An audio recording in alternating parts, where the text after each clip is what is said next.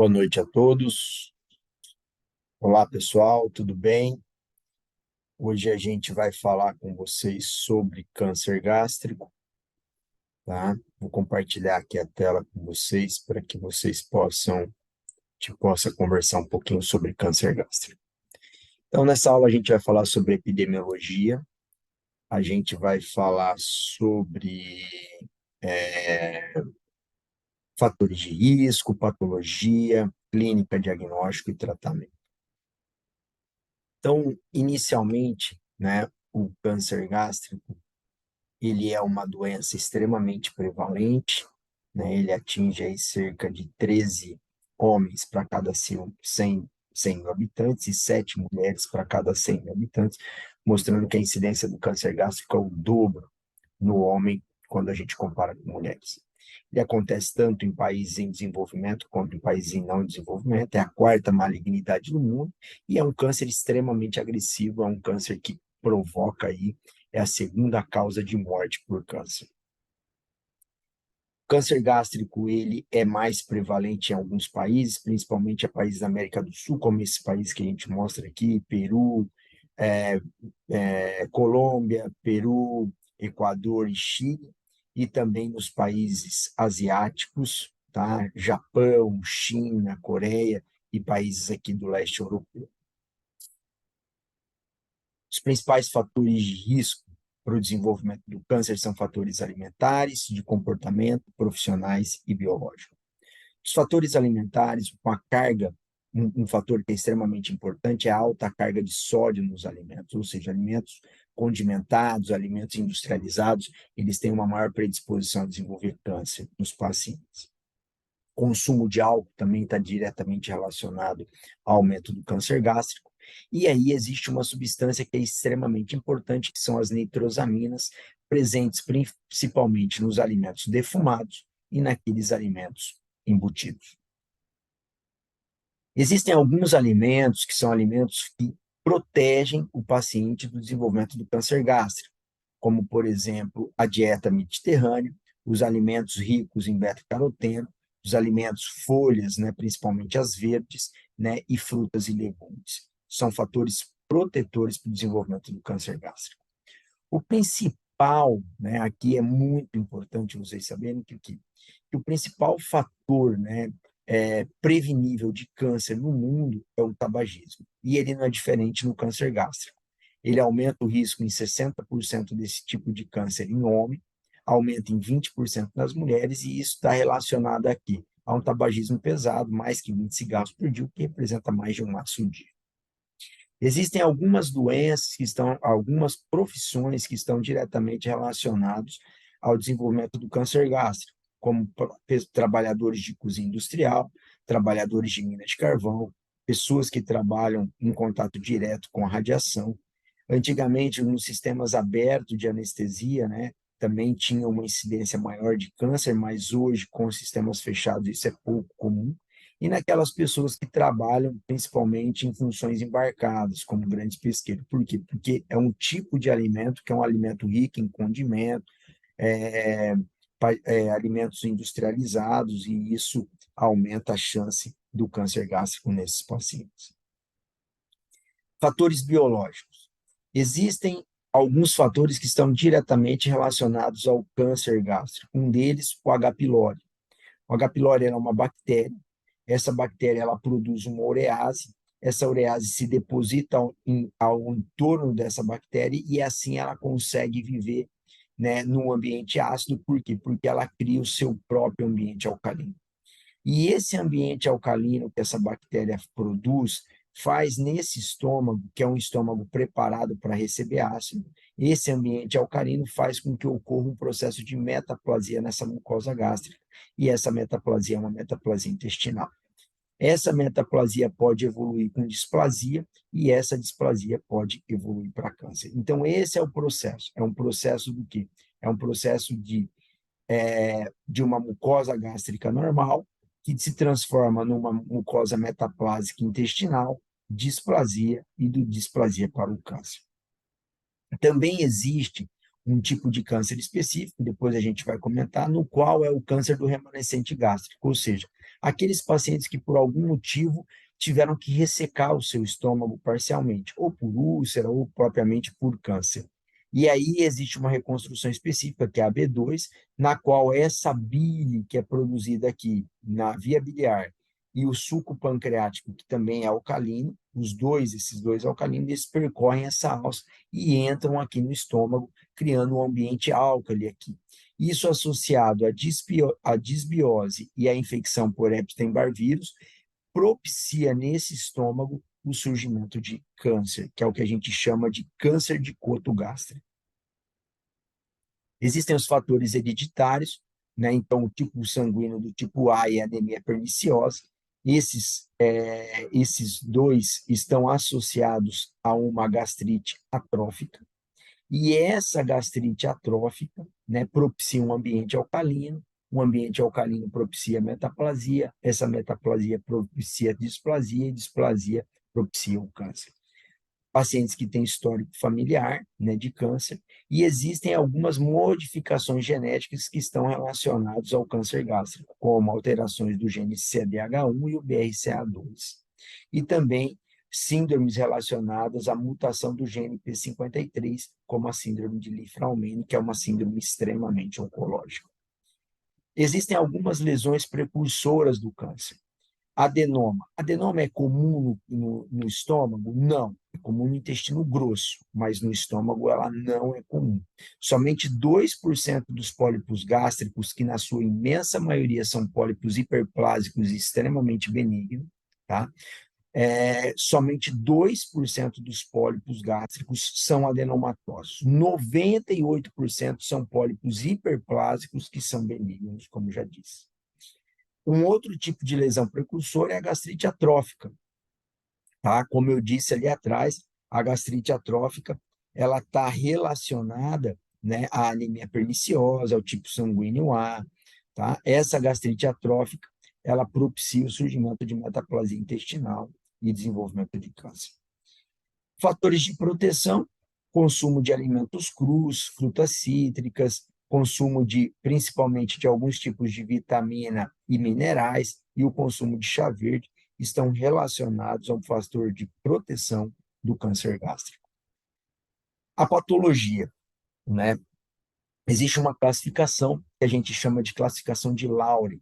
Essa classificação ela tem dois tipos: a classificação intestinal, no qual é um tumor do tipo intestinal. Esse tumor ele é um tumor relacionado a áreas pré-câncer, ou seja, segue esse processo de mucosa normal, metaplasia, displasia e câncer. Ou seja, a gente precisa de um determinado tempo para que isso ocorra. Por isso é mais comum em pacientes idosos, pacientes mais velhos. É mais prevalente em homens, 5:1, e está muito relacionado à presença do H. pylori. Já o tipo, classificação de Lauren do tipo difuso, que é aquele câncer que não está relacionado à área pré-câncer, como ele não precisa desse processo de evolução, ou seja, você não precisa que aconteça metaplasia, displasia e câncer, esse processo ele acontece mais em pacientes jovens, ele está muito mais relacionado à genética do paciente, tem um pior prognóstico e é mais comum em mulher. Então, vamos lá. Existe essa outra classificação hoje que é utilizada para câncer gástrico, que é o câncer gástrico esporádico, que representa 80% dos cânceres. Se a gente for usar a classificação de Lauren, é o tumor intestinal, na sua grande maioria das vezes, tá? Então, é o câncer mais comum em homem, mais idoso, né? Como a gente já disse. 10% desses cânceres vão ser o câncer gástrico precoce, tá? Que é um tumor mais relacionado ao tumor difuso, né? Como a gente disse aqui, que é o que não está relacionado à área pré-câncer, é mais relacionado à genética, é mais comum em mulher, é mais agressivo e acontece em pacientes jovens. Tá? 7% dos tumores gástricos vão ser relacionados ao tumor gástrico do coto gástrico, ou seja, aqueles pacientes que porventura foram submetidos a uma gastrectomia, seja ela por úlcera, seja ela por câncer, que foi exposta a um refluxo biliar, que também tem a sua relação com disbiose e que também tem a sua relação com a infecção por Epstein-Barr vírus. E existe o tumor gástrico hereditário difuso, que é aquele tumor que é relacionado principalmente àqueles genes CDH1 e BRCA2. Patologia, né? Ainda dentro das características desses tumores, essa daqui é uma classificação endoscópica do tumor. Então, muitas vezes, vocês vão ver numa endoscopia o colega da endoscopia descrever lesão gástrica do tipo Bormann 1. O que é o Bormann 1? É esse tumor polipóide. Ou lesão gástrica Bormann 2, que é esse pólipo que está muito grande, né? Essa lesão polipóide que está muito grande, necrosa no centro, e aí tem esse aspecto ulcerado. Aí a gente tem as lesões que podem ser infiltrativas, né, com úlcera ainda, ou simplesmente infiltrativa, que é o que a gente chama de limite plástica. Então, Bormann 1, Bormann 2, Bormann 3, Bormann 4. Sintoma desses pacientes são sintomas extremamente inespecíficos. Quando esses sintomas surgem, ele já se trata de uma doença avançada. O sintoma mais comum são sintomas característicos de uma úlcera gástrica, de uma gastrite, que é o que? A plenitude e mal-estar. E isso vai estar associado principalmente a uma perda ponderal em 62% dos pacientes, dor abdominal 52%, a anorexia 32% e a melena 20%. No exame físico, nós podemos encontrar sinais de doença avançada, ou seja, de metástase linfonodal à distância, e que caracteriza já uma metástase M1, aqui o linfonodo de Virchow, que é a infiltração do ducto torácico, tá?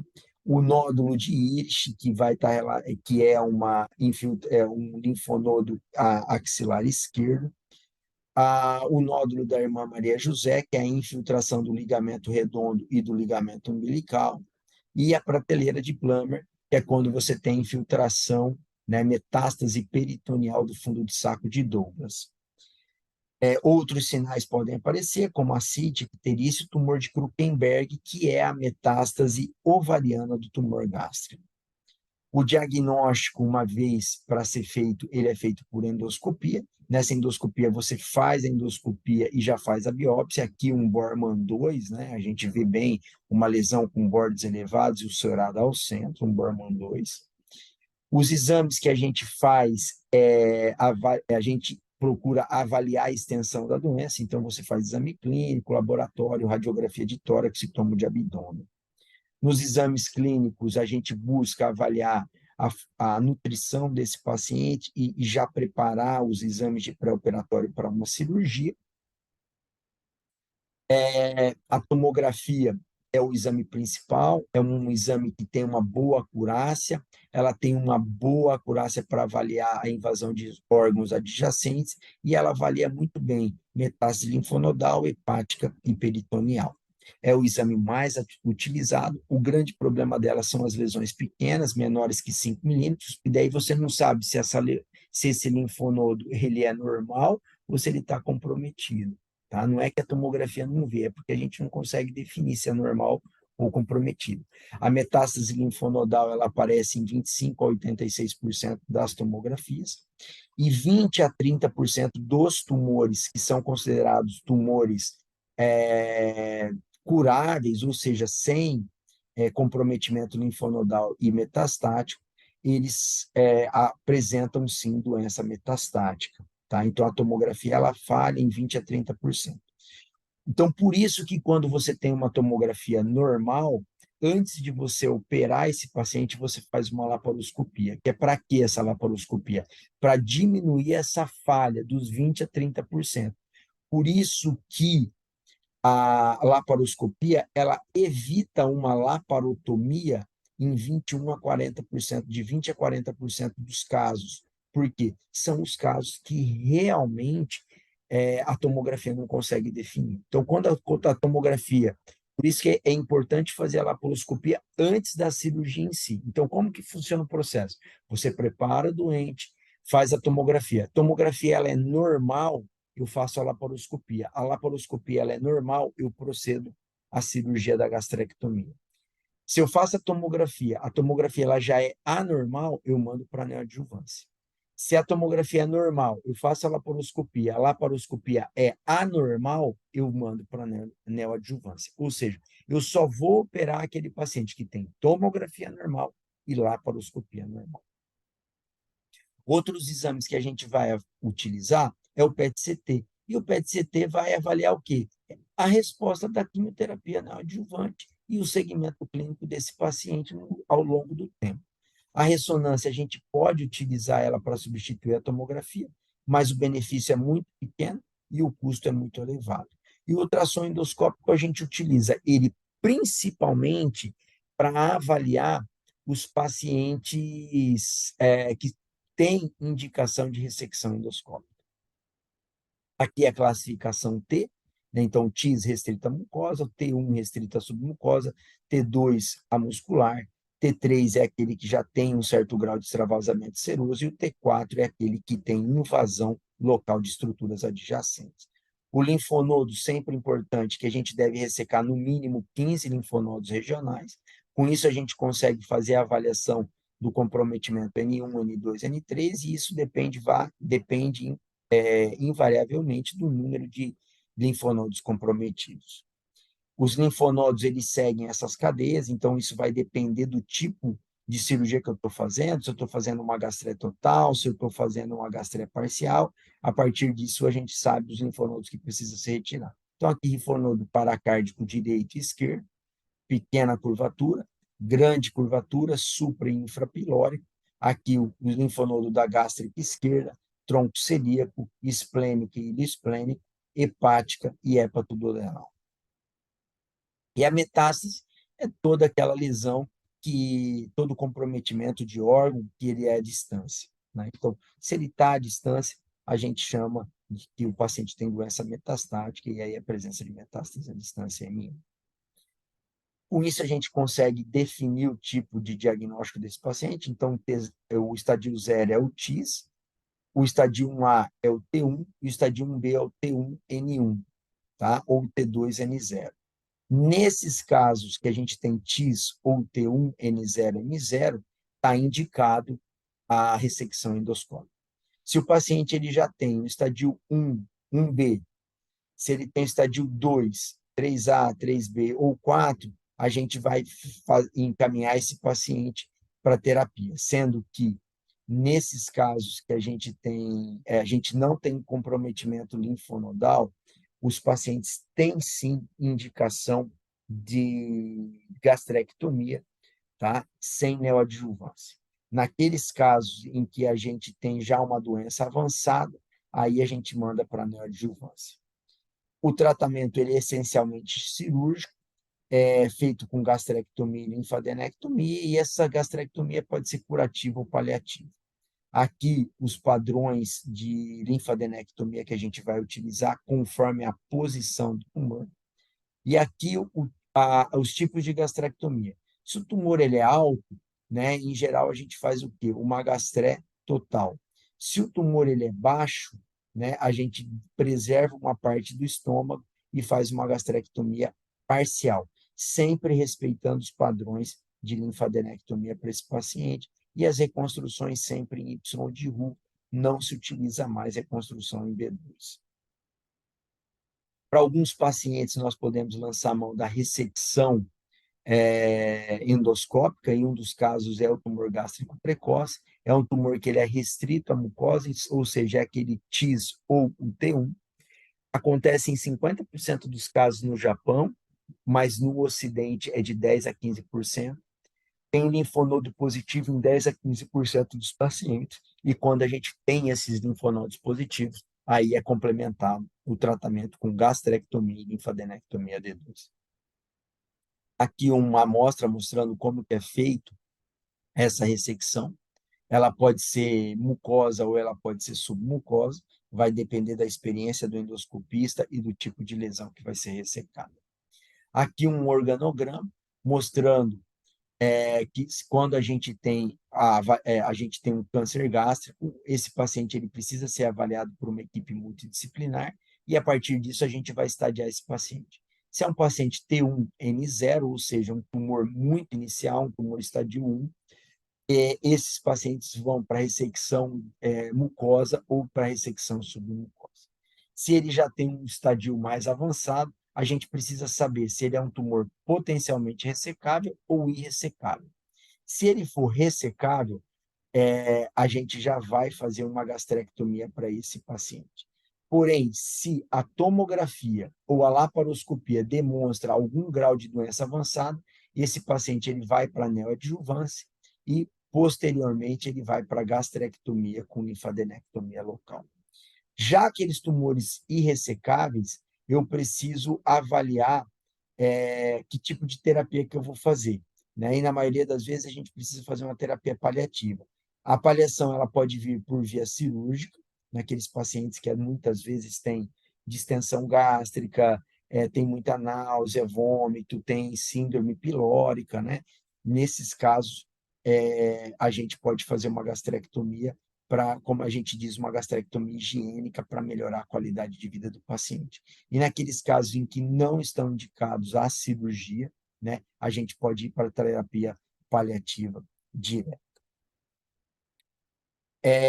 Câncer gástrico, como eu disse, é uma doença extremamente prevalente, é uma doença que tem poucos sintomas. Quando os sintomas aparecem, eles já demonstram uma fase tardia da doença, tá?